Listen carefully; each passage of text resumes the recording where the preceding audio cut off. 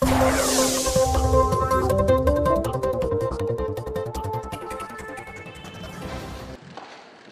a explicar básicamente lo de la misión que se envió a Estados Unidos para la compra de carros tanque y poder distribuir combustible de esta manera, quitarle presión a los ductos, poder cerrar, abrir los ductos de acuerdo a lo que convenga, tomando en consideración abasto y tomando en consideración el que no haya tomas clandestinas, que no haya robo y que se garantice también la seguridad de la gente. Entonces, asistieron la secretaria de Economía en esta misión, Graciela Márquez, Irmeréndira Sandoval, secretaria de la Función Pública, y Raquel Buenrostro, oficial mayor de Hacienda. Ellas tres van a informarles sobre esta misión de adquirir los carros tanques para no depender solo de los ductos, tener un margen de operación que nos permita garantizar el abasto en todo el país sin tener que padecer, sin que la población tenga que hacer filas, colas para abastecerse en todo el país. Pensamos que con este plan vamos a resolver el problema. Con este plan, acompañado de la vigilancia, acompañado de los programas de bienestar para la población, que den opción, que den alternativas a la gente. Entonces, le voy a pedir a Raquel Buenrostro, la oficial mayor de Hacienda, que les exponga, que les explique qué fue lo que hicieron para adquirir estas unidades.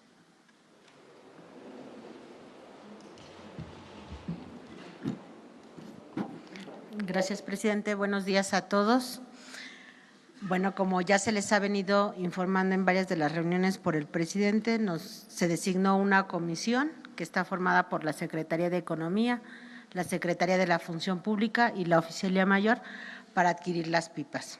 Ante la urgencia y necesidad que teníamos como gobierno de atender el problema de abasto de combustibles, eso justifica plenamente una adjudicación directa.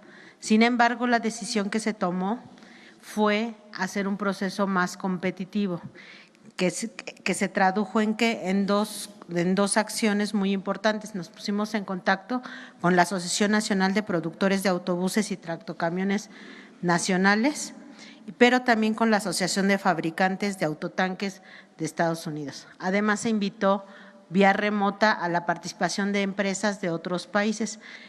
Por eso se decidió que la reunión fuera en Nueva York para que tuviéramos un poder de convocatoria más amplio. De ese proceso obtuvimos la determinación de ofertas que se pujaron en dos sesiones. Por lo tanto, obtuvimos ahorros significativos y más competitivos. El resultado final, cabe mencionar que fuimos acompañados también por personal técnico de Pemex y también por personal de Triple I Servicios, que es una empresa filial de Pemex, a fin de que ellos nos ayudaran con toda la determinación de todos los requerimientos técnicos y a evaluar técnicamente las ofertas. Del proceso que se concluyó el día de ayer, llevamos un avance de una celebración de memorandos de entendimiento de 671 autotanques, equivalentes a 140,000 barriles diarios, por un monto de 92 millones de dólares americanos. Los primeros autotanques, la siguiente, por favor. La siguiente, por favor. Los primeros autotanques llegarán el 1 de febrero, son 50, el 8 de febrero otros 50 y progresivamente el resto de los autotanques. En el cuadro se puede observar cómo vamos a estar abasteciendo los 671 autotanques desde la siguiente semana hasta el 29 de marzo. Eso es todo.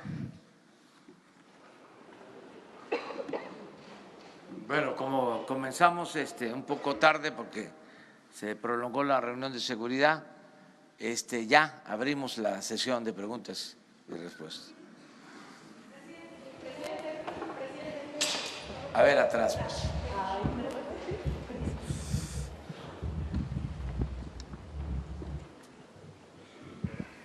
Gracias. Buenos días, Nayeli Roldán, de Animal Político. Presidente, preguntarle, ayer le habíamos comentado esta situación de los 3 funcionarios de Pemex que están involucrados en la estafa maestra. Primero, preguntarle si había podido revisar el caso. Sí, lo revisé y en efecto, tienen ustedes razón, hay 3 funcionarios que sin declararlos culpables estuvieron involucrados de una o de otra manera en este proceso, la llamada estafa maestra. Por lo mismo, se les pidió información, entregaron notas informativas, los 3, argumentando que no tenían ellos responsabilidad. Sin embargo, le hemos pedido a la secretaria de la Función Pública, Irma Herendia Sandoval, que nos presente un dictamen a más tardar en una semana para tener todos los elementos, no cometer una injusticia, pero al mismo tiempo no permitir impunidad y mantener como criterio que en el gobierno que represento en esta nueva etapa no van a ser contratados quienes tengan malos antecedentes, es decir, quienes tengan antecedentes de corrupción. No vamos a contratar a nadie que haya participado en actos de corrupción o haya omitido denunciar actos de corrupción. De modo que en una semana, aquí mismo, se va a dar a conocer un dictamen. Y aprovecho para convocarlos, porque ustedes representan a los ciudadanos, que todas las denuncias que se presenten que tengan que ver con corrupción se ventilen aquí de manera abierta, que nos ayuden y que nos ayude todo el pueblo para limpiar de corrupción el país.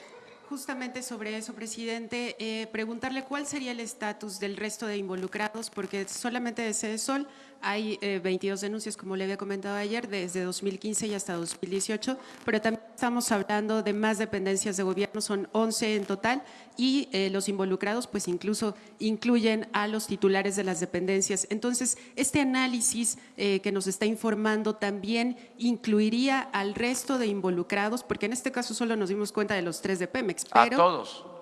A todos, y los procesos que están en curso continúan. Se están investigando a todos. Sí, no hay impunidad para nadie.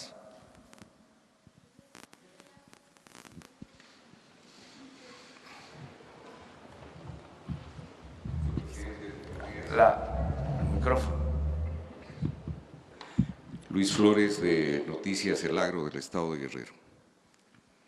Queremos saber sobre el Plan Nacional de Desarrollo, cómo va el avance, tienen hasta fines de abril para presentar, ese es uno. Segundo, si es posible que el señor secretario de Agricultura podría explicarnos pormenorizadamente, en el caso particular del Estado de Guerrero, sobre el fertilizante, el programa presidencial de fertilizante para Guerrero 2019, ya que se asignó 650 millones de pesos, cuando este programa de fertilizante gratuito en Guerrero viene desde hace 20 años con 1.200 millones de pesos. Hay una inquietud de los productores. Y también la otra es si es posible que en el ejemplo que usted está dando de dar conferencias todos los días, de lunes a viernes, por lo menos una vez a la semana, pudieran los señores delegados federales pudiera dar también un informe sobre qué está haciendo o cuáles son los programas y proyectos que tiene el gobierno federal en cada una de las entidades. Esta expresión no es única, somos varios reporteros en diferentes entidades que coincidimos con esta petición. Eso es cuanto. Gracias. Muy bien. Mire, acerca de los fertilizantes, el estimado que tenemos es de 600 millones de pesos. Esto es lo que,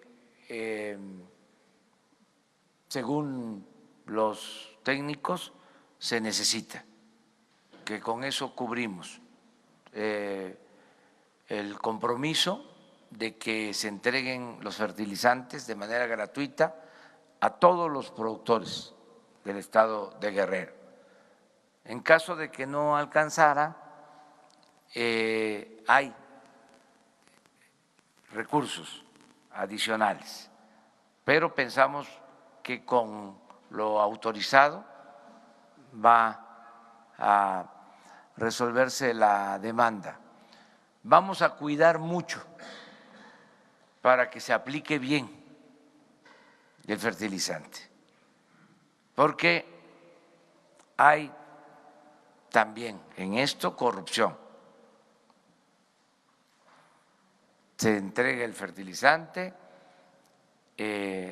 a veces aparentemente, nada más se firma de que se recibió y no se surte y se vende. Eso es una práctica que vamos a eliminar por completo, pero tenemos que hacer llegar los fertilizantes a todos los productores de Guerrero. Es un compromiso que hicimos y se va a cumplir. Acerca de la información de los coordinadores, ellos pueden hacer lo propio.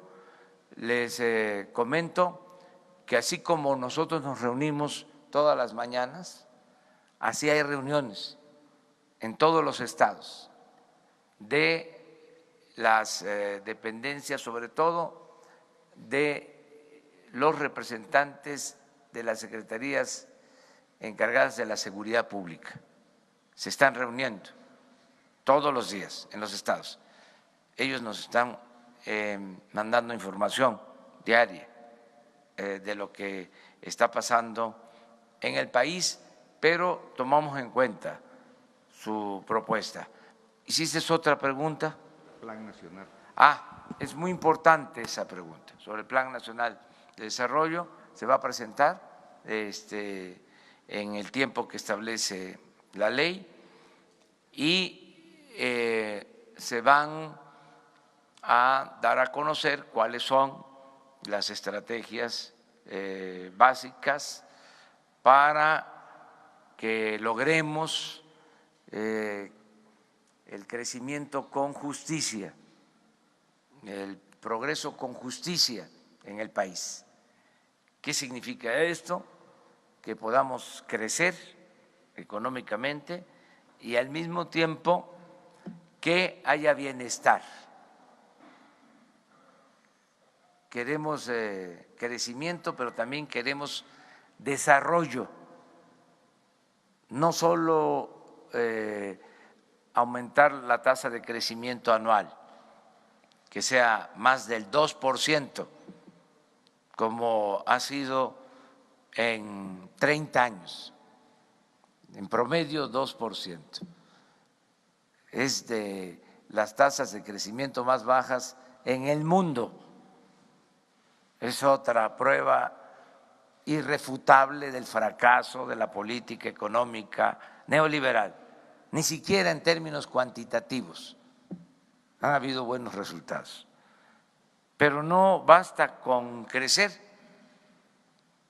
hace falta también distribuir el crecimiento, distribuir el ingreso, distribuir el presupuesto público para que haya bienestar.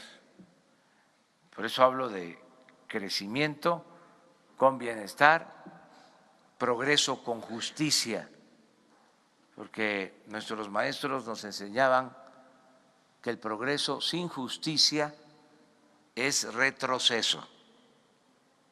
No se trata nada más de crecer, sino que los beneficios del crecimiento lleguen a todos. Nos decían nuestros maestros, modernidad, pero forjada desde abajo y para todos. Entonces, esta filosofía es la que vamos a aplicar en el plan de desarrollo que vamos a presentar en su momento.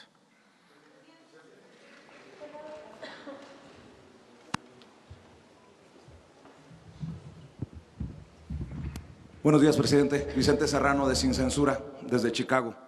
Dos cosas. Hace unos días, una escolta, un policía estatal del Estado de México asignado a una familia rica del Estado de México, me decía que quiere regresar a los operativos. Yo le pregunto, ¿hay un censo? Y sé que ya ha hecho algunas asignaciones de escoltas que regresen a operativos como los ductos. ¿Hay algún censo de cuántos escoltas está pagando el mexicano en diferentes estados, en diferentes municipios, para empresarios o políticos? Y si puede haber un llamado de usted para que se haga, si es que no existe, para que estos escoltas regresen a los operativos que tanto se necesitan de seguridad pública. Y por otro lado, si me permite, ayer hablaba de que ya no va a haber chayote.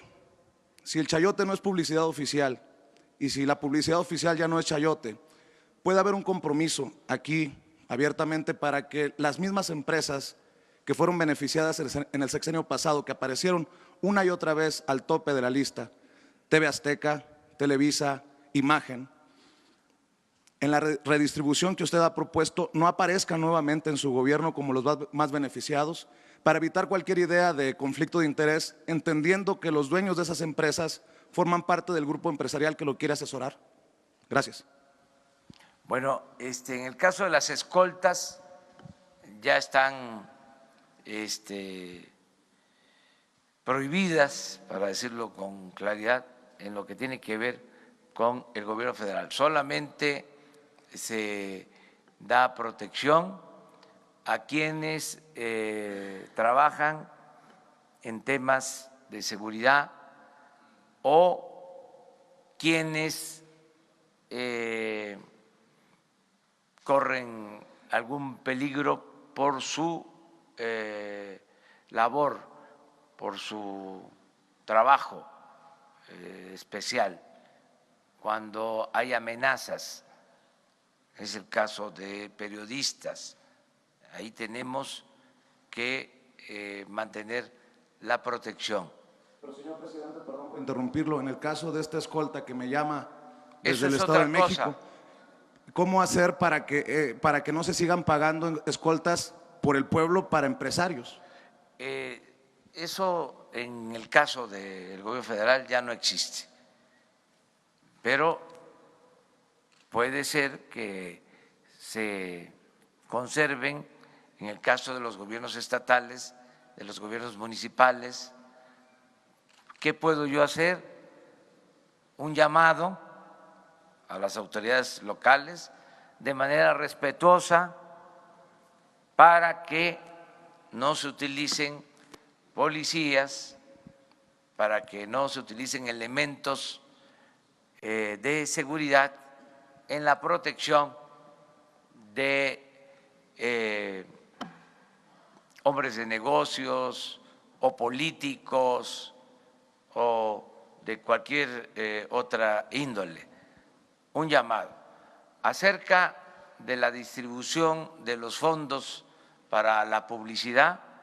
Van a ser transparentes, se están definiendo criterios que ustedes van a conocer, que se van a dar a conocer públicamente, se van a transparentar los recursos destinados a la publicidad gubernamental.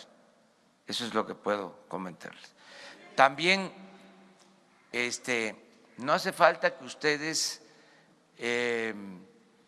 me den nombres de autoridades, que ustedes lo hagan aquí por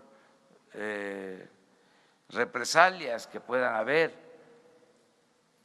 Ustedes me entregan a mí la información y yo con mucho cuidado la doy a conocer aquí. Yo recibí esta información, que se verifique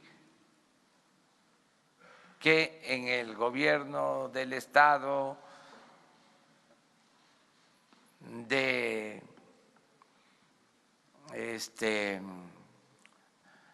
Francisco J. Múgica, ¿no?, que admiro tanto al general Múgica, o en la presidencia municipal, ¿no? Está pasando esto del estado Francisco J. Múgica, yo doy a conocer aquí, ¿sí?, todo. Esto va a ayudar mucho.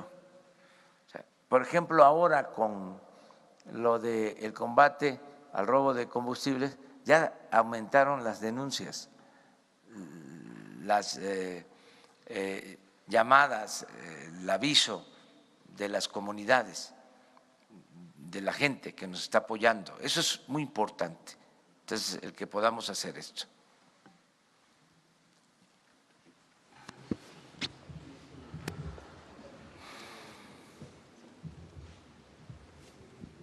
Buenos días, señor presidente. Su servidor Carlos Pozos, de Líderes Mexicanos y Petróleo y Energía.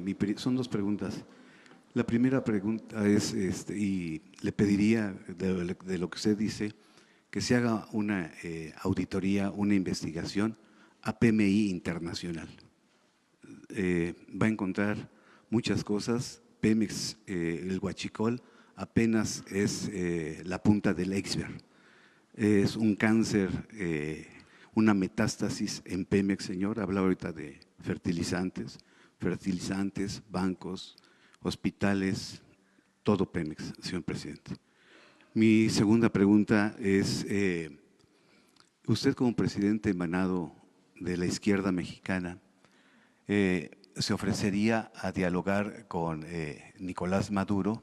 Si lo ha hecho, y preguntarle si ya leyó usted los artículos 223 y 350 de la Constitución de Venezuela. Eso es todo. Muchas gracias.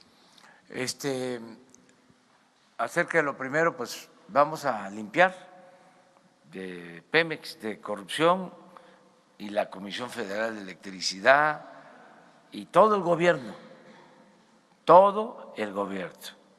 Vamos poco a poco. Algunos dicen que con mucha prisa. Pues no, es que tenemos mucho trabajo que hacer en esa materia.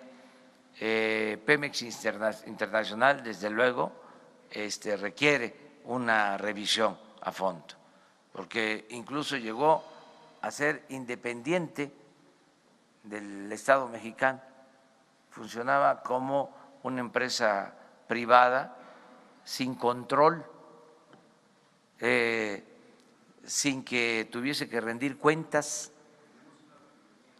Sí, desde hace tiempo, y no solo es la refinería que se tiene en sociedad en Estados Unidos, es que la compra del combustible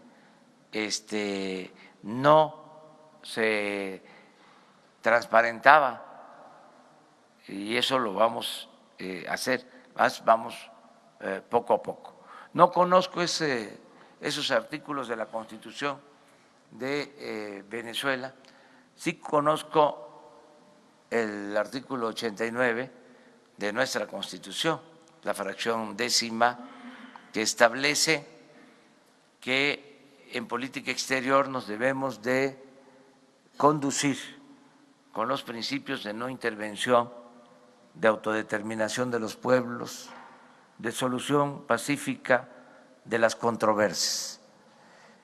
En esto que está pasando en Venezuela, yo apoyo la postura asumida por la Secretaría de Relaciones Exteriores, lo que externó el día de ayer el secretario de Relaciones Exteriores de México, Marcelo Ebrard, que como podría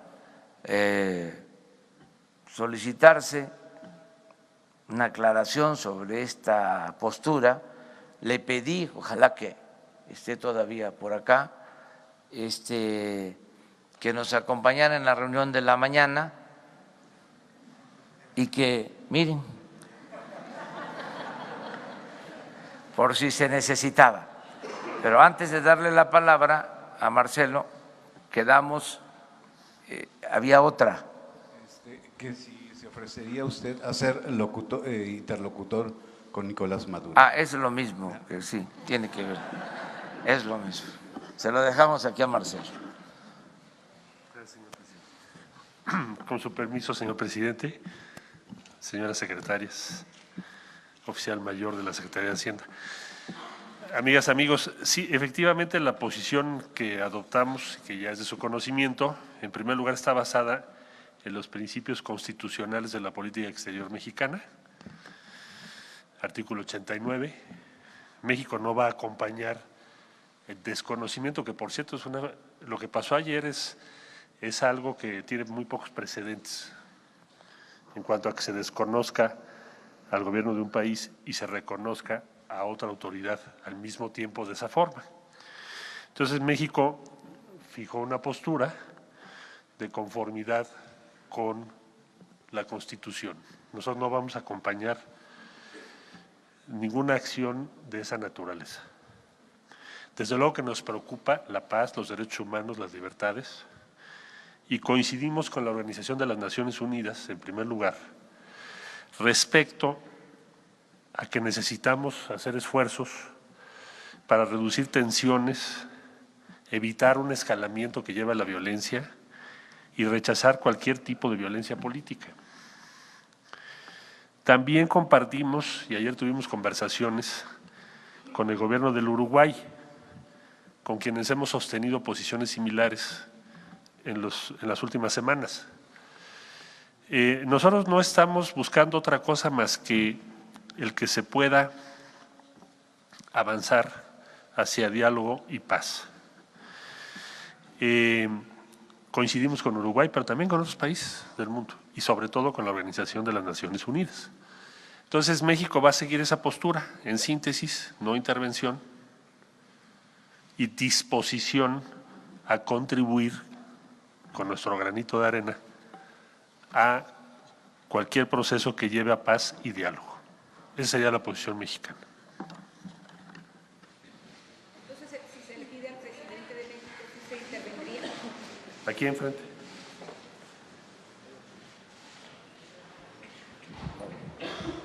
Sí, Juan Pablo Espineto de Bloomberg News. Respecto de ese punto, justamente, en el comunicado de ayer, la Secretaría dice que está en sintonía con varios organismos, incluyendo a la Unión Europea.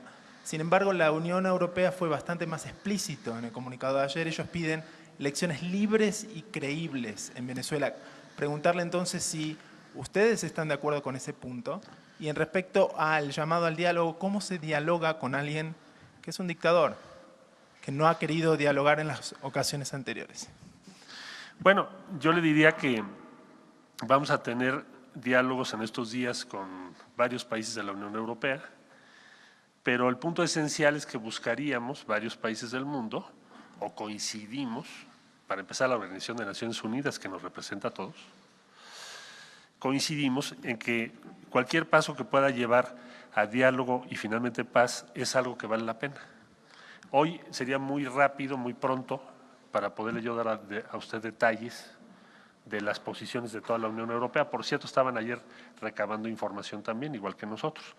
Entonces estaremos informando los próximos días qué evolución tiene, pero por lo pronto la disposición mexicana es esa. Por favor. Pedido de elecciones. Vamos a ver, no sé todavía en qué consiste lo que ellos están pensando. Lo voy a consultar con ellos. Nadia Sanders de México.com. Preguntarle, canciller, el personal diplomático mexicano en el país, en Venezuela, ¿qué acciones están tomando? ¿Cuántos mexicanos hay en Venezuela? Si hay alguna situación de riesgo en el país.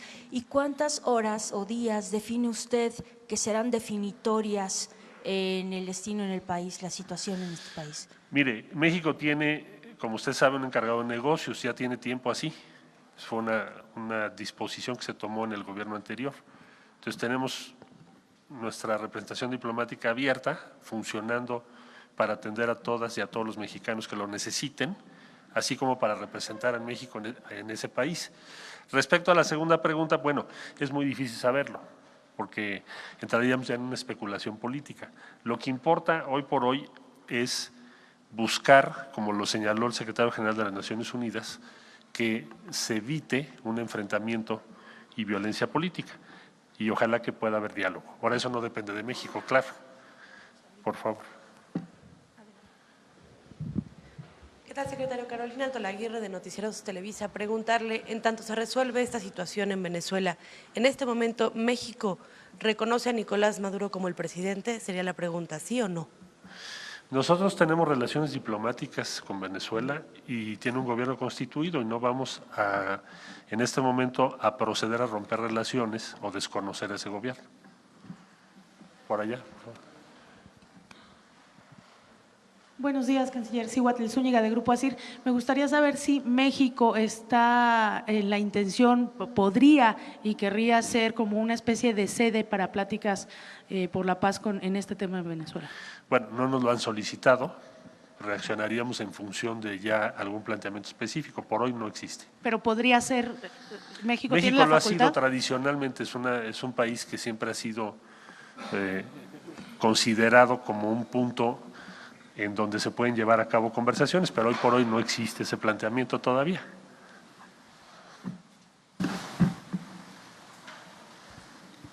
Buenos días, canciller. Mariana León, del Financiero. Preguntarle, ¿ustedes tuvieron alguna especie de comunicación ayer con el gobierno de Venezuela, con el gobierno de Nicolás Maduro?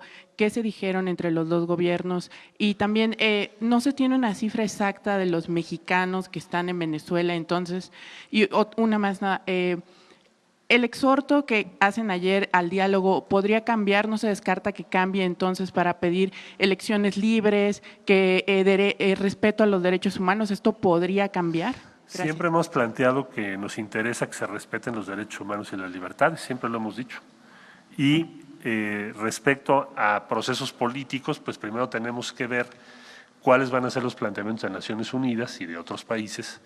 Y no hemos todavía establecido ninguna relación, ni ayer tuve comunicación ni con el gobierno de Venezuela, ni con la oposición. Pero no lo hemos tenido. Libres y respeto a derechos humanos. Bueno, le comentaba yo que eso es uno de los temas que se van a dialogar en las próximas semanas.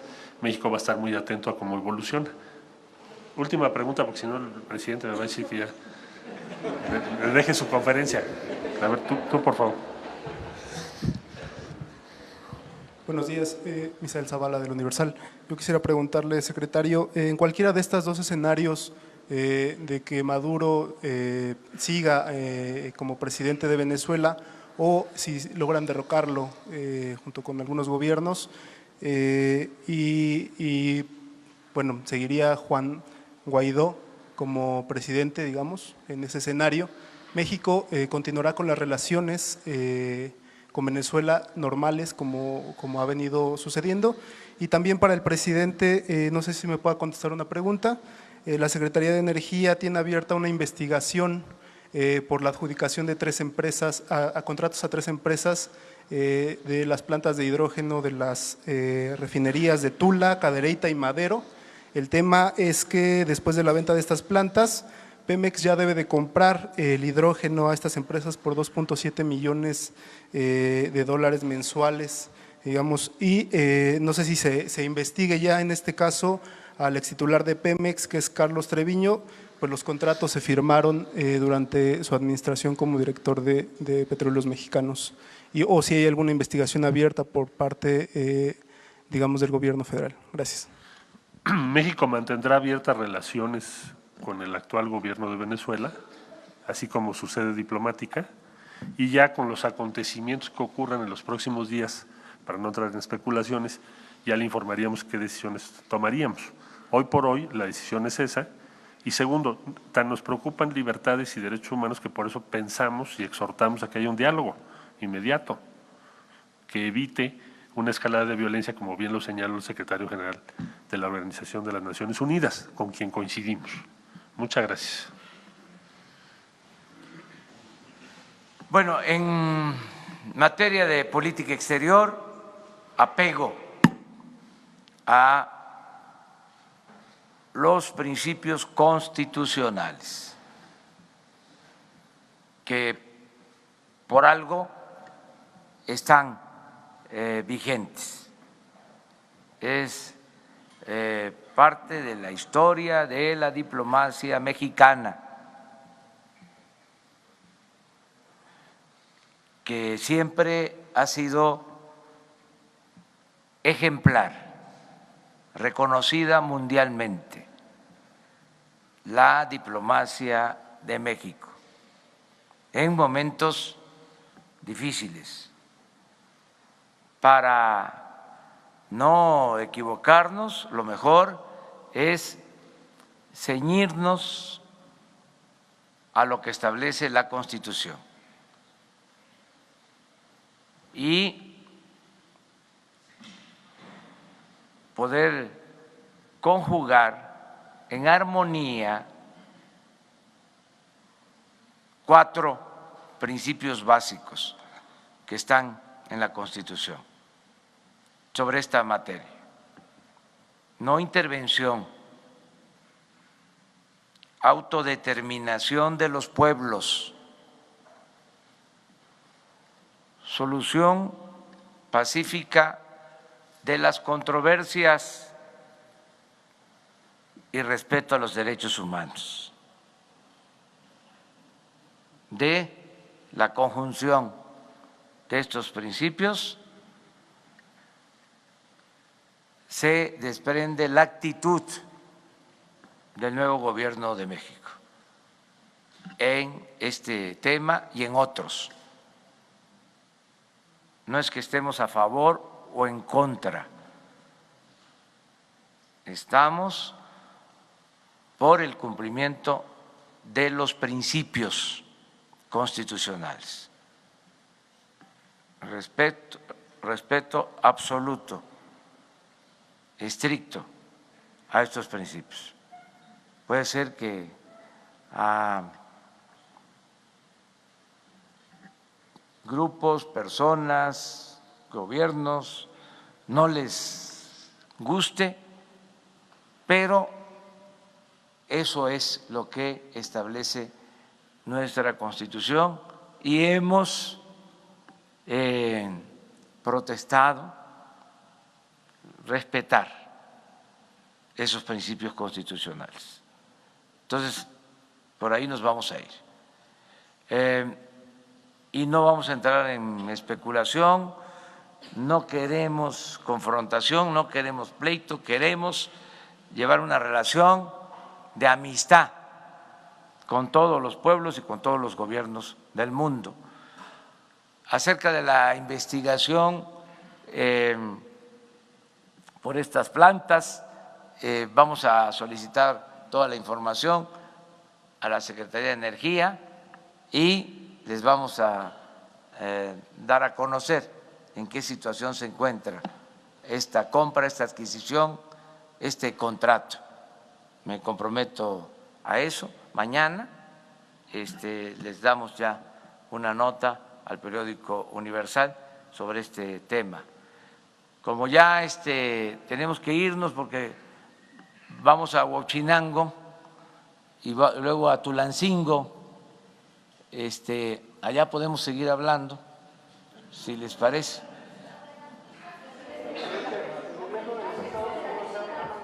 Sobre las pipas, sí.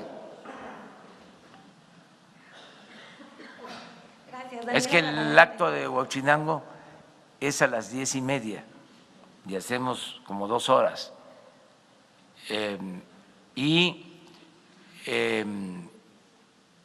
Como a las 2 es el de Tulancingo, porque en la tarde, noche, se instala el Consejo Nacional de Seguridad.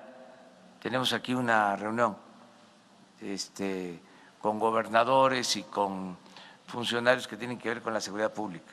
Sí, muchas gracias, presidente. Daniela Barragán, de Sin embargo. Algunas organizaciones civiles vieron con preocupación que se compraran las pipas sin licitar. Y pues bueno, una de las empresas proveedoras de los autotanques viene desde tiempos de Fox sin pasar por una licitación. Ahora con la emergencia lo vuelve a hacer. Según los datos abiertos, el gobierno federal ha tenido que pagar 233.656.000 pesos a otras empresas para rehabilitar, reparar y corregir piezas que se le compraron originalmente a la empresa Detroit Diesel Allison, que ahora figura entre las proveedoras de los autotanques. Entonces, mis preguntas serían, se entiende que había una emergencia, pero ¿qué piensan hacer para cumplir con la promesa de licitar y transparentar las compras? Y si ya se están trabajando en algunos mecanismos, y cómo evitar que empresas que en el pasado ya se vieron de alguna manera beneficiadas no repitan en su sexenio con más contratos y este tipo de prácticas. Gracias. Se cuidaron todos los procedimientos, por eso la comisión se integró, se les pidió que tuvieran cuidado con las empresas, que fuesen empresas serias, caracterizadas por la honestidad, que se actuara con honradez. Cuando se terminen de firmar todos los contratos, la misma comisión va a informarles a ustedes ya cómo quedaron los contratos y qué características tienen cada una de las empresas. Yo avalo esta compra porque le tengo plena confianza a quienes fueron en esta misión a adquirir los autotanques, mujeres inteligentes y sobre todo honestas, mujeres con convicción. Son 3 servidoras públicas ejemplares, nada que ver con malandrines que ocupaban cargos en otros tiempos. Ellas son gentes honestas, mujeres excepcionales del servicio público. Entonces, para que no quede nada de duda, de todas maneras vamos a seguir informando, ¿sí?, sobre los contratos, las características, lo que les preocupa sobre esas empresas, ¿sí?, la seriedad de esas empresas, todo. Además, les vamos a dar a conocer más elementos de cómo, a pesar de que se compran estas unidades en Estados Unidos, pues la mayoría se fabrica en México, es en beneficio también de la industria automotriz del país, de los trabajadores del país, darles a conocer también que se hizo una solicitud a la Canacar, pero nos atendían la demanda a partir de marzo, empezaban a entregarnos. Imagínense el tiempo, para nosotros ahora es importante, fundamental, siempre es importante el tiempo, más en una circunstancia como la que estamos viviendo. Ya tenemos, por otro lado, 700 operadores contratados que pasaron exámenes. O sea, ya tenemos a los operadores para que se hagan cargo de estas unidades. En fin, ya vamos a atender el problema. Son 140,000 barriles, pero en un viaje, y podemos utilizar unidades para 2 viajes, lo cual nos permitiría ya tener los 200,000 barriles, pero queremos seguir avanzando para tener con solo un viaje los 200,000 barriles, que también eso es importante. Vamos a seguir adquiriendo estas unidades de entrega inmediata hasta lo que se pueda conseguir con entrega a marzo. Ya después ya no nos funcionaría. Pensamos que si se adquiere de ahora a marzo, en estos 2 meses, nos va a ayudar mucho. Bueno, nos vemos entonces mañana.